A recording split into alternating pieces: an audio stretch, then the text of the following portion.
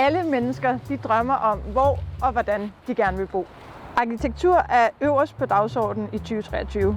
Som kun anden hovedstad nogensinde, der er København i år udvalgt af UNESCO til at være verdens arkitekturhovedstad. De almene boliger de rummer alle grupper af mennesker.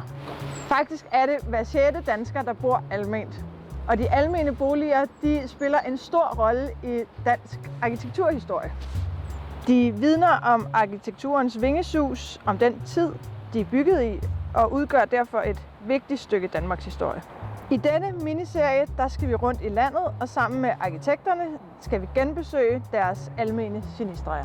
Vi starter her, hvor vi står i dag, nemlig lige her i Rødovre. Så lad os komme i gang.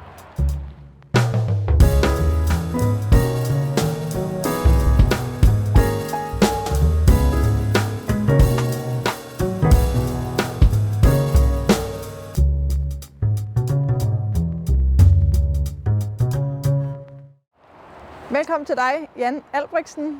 Du er arkitekt og partner i Vandkunsten. I dag der står vi her i Rødovre ved Danmarkshusene. Og vi har jo spurgt dig og Vandkunsten om, hvis I skulle pege på en af jeres almene boliger, I har tegnet, hvad det så kunne være. Ja. Og nu står vi her. Hvad har fået jer til at pege på lige netop Danmarkshusene? Jeg har selvfølgelig tænkt lidt over det, fordi jeg vidste godt, du ville spørge om det, men og det er faktisk lidt, det er faktisk en lidt, det er jo virkelig svært at pege på et byggeri, fordi vi har lavet rigtig, rigtig mange. Også mange, jeg synes, måske ligger mere sådan i tråd med Vandkunstens sådan måde at arbejde med fællesskaber på, men også byggerier, som er gamle og tidligere, altså som vi byggede for mange år siden, og som kunne noget helt andet, end det kan i dag.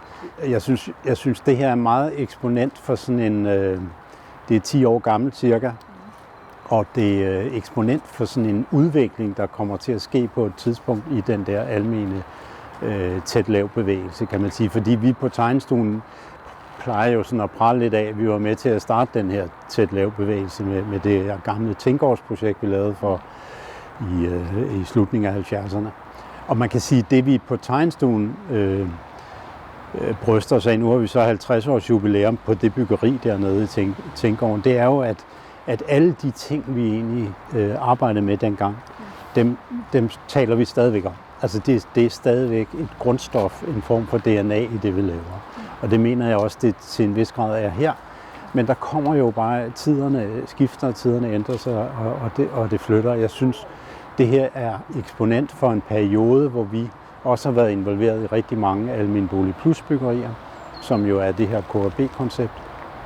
Og det er et af dem, som på en måde bliver lidt skelsættende, i hvert fald i vores produktion af dem. Fordi vi prøver på en måde at udfordre det her præfabrikerede byggeri, fordi hele konceptet omkring almen bolig plus er jo, at det er præfabrikeret, det skal være billigt, billigere end alt andet almen byggeri.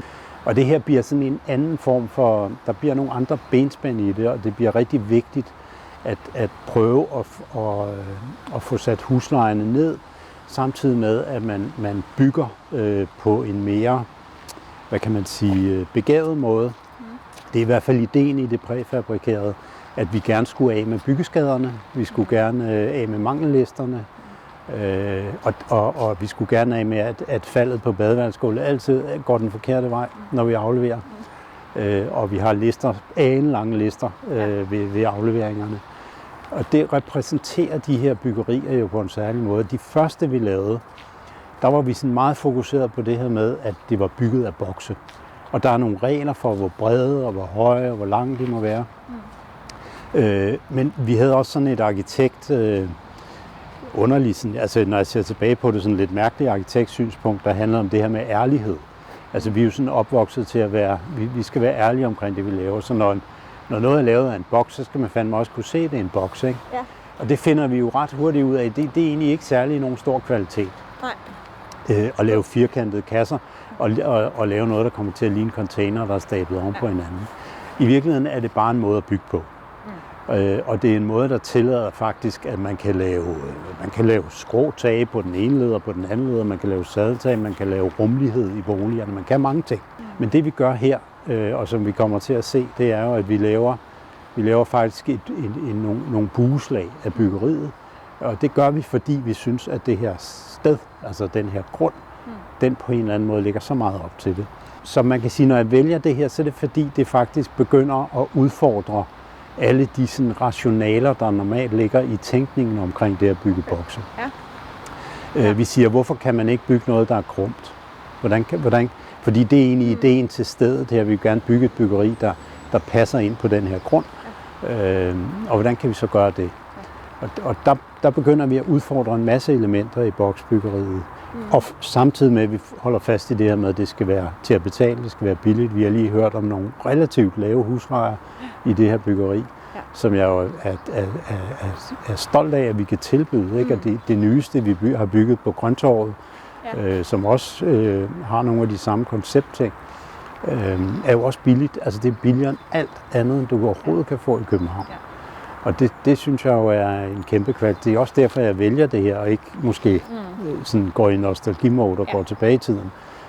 Også fordi jeg synes, det peger lidt fremad, og det er jo allerede på en måde, har tiden indhentet det lidt. Der er sket en masse ting på boligudviklingen, og der er sket en masse ting på bæredygtighed, ikke mindst, som gør, at vi kigger også i nogle nye retninger nu, selvom det her byggeri jo også er et af de mest bæredygtige, man kan registrere og måle sig frem til i dag.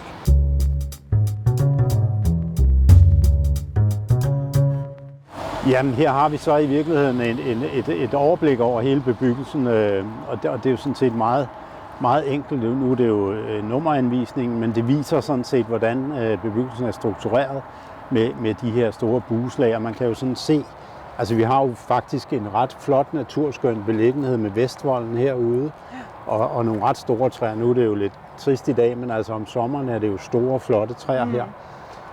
Og så har vi den her sådan lidt lavkageagtige form, sådan en lavkagestykkeform, som på en måde lægger lidt op til en anden måde at lave bebyggelsesplan på en sådan en almindelig ortogonal firkantet plan, som vi kender så mange andre steder fra. Ja. Og det er jo ret bundet af, at vi har tilkørsel herude, og parkering. Vi har jo fuldstændig almindelige parkeringskrav, vi skal opfylde, som er Rødovre Kommunes parkeringskrav til sådan noget her. Og så kan man sige, så vælger vi jo faktisk at sige, men kan vi lave, inden vi overhovedet begynder at tegne på husene, og hvordan vi organiserer boligerne, så er det egentlig den her tegning, som vi sidder på derhjemme og siger til hinanden, at det kunne sgu være meget sjovt, hvis vi kunne det.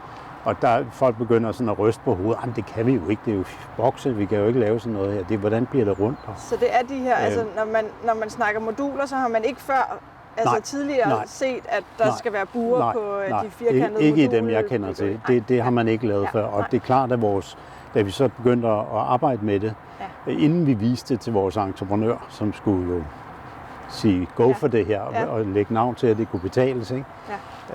Så satte vi os jo ned og sagde til hinanden, hvordan kan vi så gøre det? Hvordan kunne vi få det her udtryk?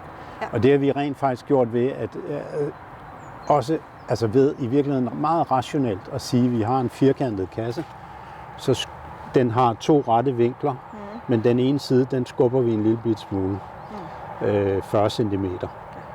Og når vi så lægger dem op ved siden af hinanden, så giver det nok til, at det danner de der bueslag, som jo faktisk er med til at give rigtig, rigtig meget karakter til det her byggeri. I mit hoved i hvert fald. Fordi vi har sådan nogle ret åbne, lige passager, men fordi de krummer, så får man faktisk ligesom lukket billedet. Så det er en del af det. Og så en anden del af det er det her med, at der var et krav om at maksimere omfanget af private udearealer og minimere omfanget af fællesarealer, fordi konceptet handler om, at man drifter det her i fællesskab. Og dermed også får en billigere husleje. Og så laver vi nogle porte ned igennem her, som jeg synes, vi går ned igennem her, fordi de er egentlig et forsøg på at opløse lidt de her meget lange stænger, og skabe nogle kig ned igennem, men også nogle forbindelser på tværs mellem de her blokke. Ja. Fordi der er sådan en gammel vandkunsten DNA-ting omkring det der med, at hvordan kan vi styrke et fællesskab, hvordan kan vi få stimulere til det ved hjælp af den fysik, vi laver, at folk får nogle små mødesteder, nogle naturlige flow i bebyggelsen, som gør, at man trods alt mødes. Og har de passager også været en del af den tanke, også en del af den historie. Ikke? Vi er nu kommet indenfor, Jan, her i et af de mindre rækkehus, som vi ser her i Rødovre. Hvad tænkte I sådan dengang, I skulle tegne Danmarkshusene om boformen? Nu er det jo nogle år siden, vi tegnede det her. Man kan sige, at der er sket en hel del siden i forhold til lige præcis det, du siger der,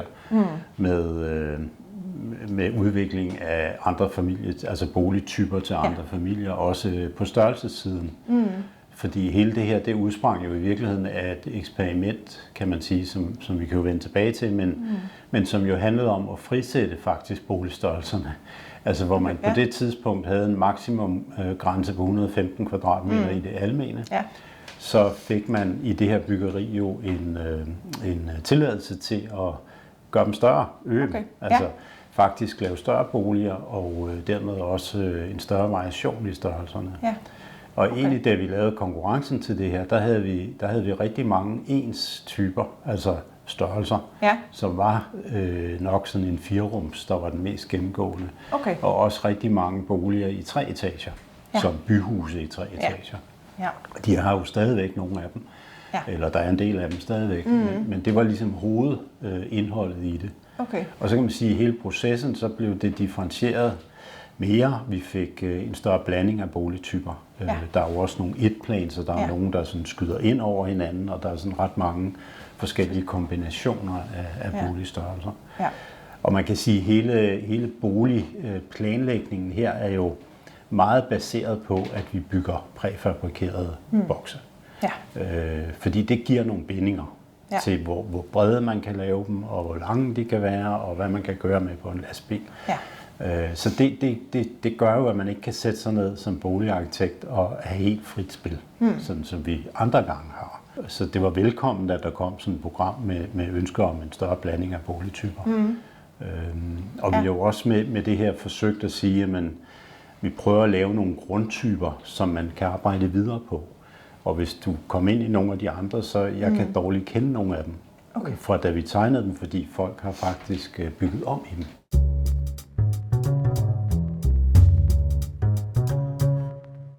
Nå, ja, nu er vi kommet ind i en af de her passager, du fortalte om, og som ligesom binder alle vifterne her, de der 5 rækker på viften her, at man kan både skyde genvej, men vel også, som du snakker om, menneskeflowet. Ja, altså i virkeligheden er det jo sådan en måde at prøve at få noget, altså en måde at bevæge sig igennem det her på, hvor man egentlig opstår der jo bare nogle. Nu er der jo fyldt med cykler og alt muligt andet her, ikke? Men det er samtidig også adgangsvej til en bolig, som ligger oppe, fordi systemet kan jo i virkeligheden sammensætte altså boliger, der ligger i et plan nede, og boliger, der ligger oppe. Ja. Nu er vi inde i en 2-etages ren bolig. Det her, nu står vi nede i den del, der er 3 etager, for det varierer mellem 2 og 3 etager. Ja.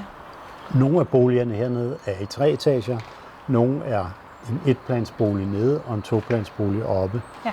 Og etplansboligerne nede har så typisk 2 bokse ved siden af hinanden, og har faktisk det køkken, vi har set tidligere, en stue ved siden af det nede, så man får faktisk et stort rum nede ud mod haven. Og så skærer man ligesom bare hul i...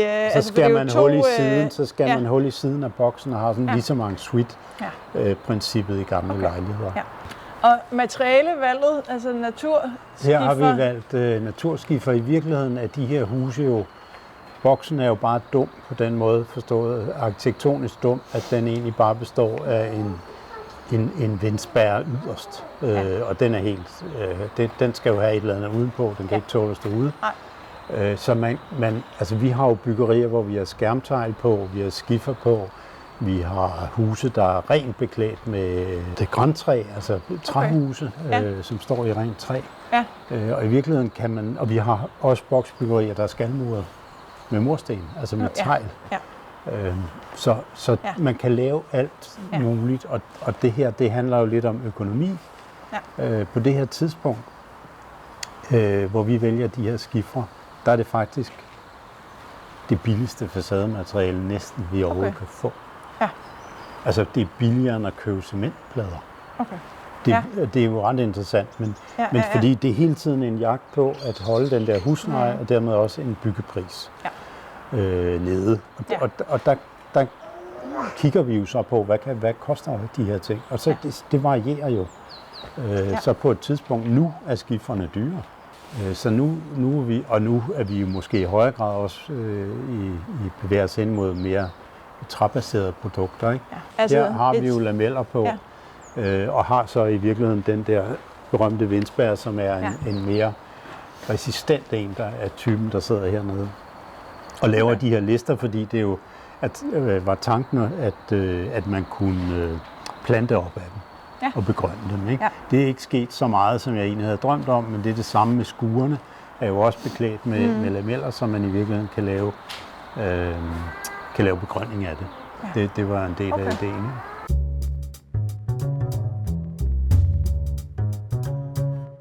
Jamen, sådan her kom vi rundt om Danmarkshusene her i Rødovre sammen med dig. Vi gav dig jo lidt det her benspænd, at det skulle være den almene genistreg, at når I har peget på det her, hvad kan du pege på én ting ved det her byggeri, der er den almene genistreg, eller hvor bærer det hen?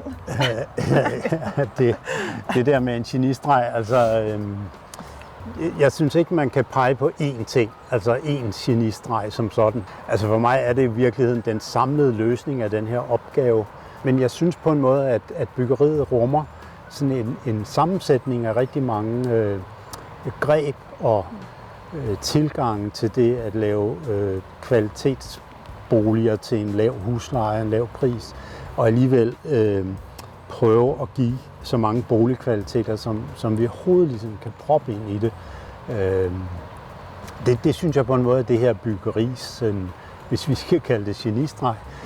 Og så er det selvfølgelig det her med at få lavet de her krumninger. Vi står jo lige her, hvor man tydeligt kan se det, jeg prøvede at sige tidligere med, at man får skabt et rum i bebyggelsen, selvom man laver det, jeg kalder sådan en traditionel have-indgangssideorienteret bebyggelse, som egentlig ikke danner sådan en egentlig sociale rum som sådan, så skabes der alligevel et rum her, som helt klart kalder på en eller anden form for dialog på tværs af rummet mellem have og adgangsside, og også fysisk, sådan visuelt skaber et rum.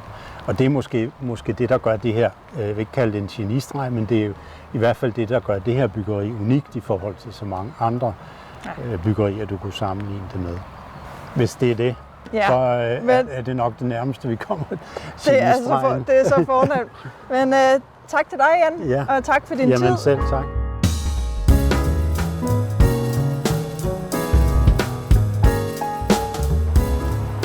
Og sådan kom vi rundt om Danmarkshusene her i Rødovre sammen med Jan Albrechtsen fra Vandkunsten. Husk, hvis I vil læse mere om almen arkitektur eller se mere, så kan I følge med her på kanalen eller på fagbladet Boligen.dk. Tak fordi I så med.